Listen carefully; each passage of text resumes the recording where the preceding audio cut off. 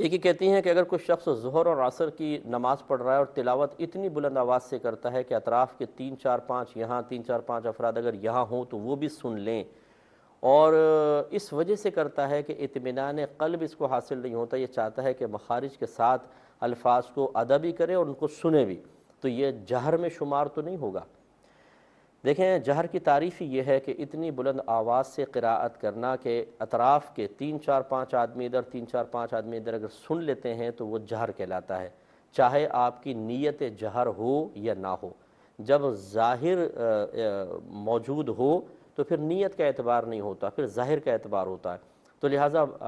جو شخص اس طرح جہر سے پڑھے اور وہ بھی ظہر اور عصر، تو اس کے اندر فوراً اس پہ سجدہ سہو واجب ہوگا۔ اگر ایک آیت بھی جہراً پڑھ لی تو سجدہ سہو واجب ہوگا، اور اگر نہیں کرے گا تو لازم بات ہے ترک واجب کی وجہ سے گناہ گار ہوگا اور یہ نماز واجب الاعادہ ہوگی، اس لیے ایسا ہرگز نہ کریں۔ اب جہاں تک یہ بیچارے جو وسوسوں کے شکار ہیں، اصل میں ایسے بہت سارے لوگ وہ اتنی بلند آواز سے مسجد میں بھی پڑھ رہے ہوتے ہیں کہ نمازیوں کے نماز میں خلل پیدا ہوتا ہے، اور پوری قرات بھی سمجھ میں نہیں آتی، سین کی سیٹیاں نکالیں گے،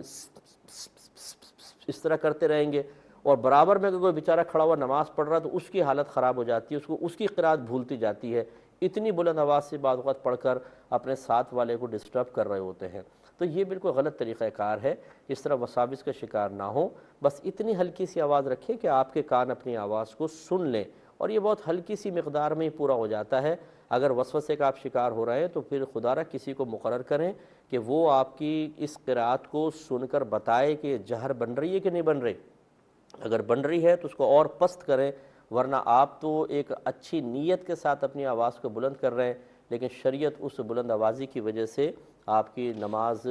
میں ترک واجب کا حکم لگا رہی ہے اور آپ گنہگار ہو رہے ہیں، اس لیے اس طرح نہ کریں، اور اتنی بلند آواز سے نہ پڑھیں کہ اس سے نمازیوں کی نماز میں خلل پیدا ہوتا ہے۔ اگر آپ یہ سمجھتے ہیں کہ آپ کی قرات ایسی ہے، آپ کو خود اطمینان نہیں ہوتا، آپ دوسروں کے لیے تکلیف کا باعث بن رہے ہیں، تو بہت ہٹ کر نماز پڑھیں، یا پھر آپ فرض ساتھ پڑھیں اور سنتیں اپنے گھر پہ جا کے پڑھیں تاکہ لوگوں کو تکلیف نہ ہو۔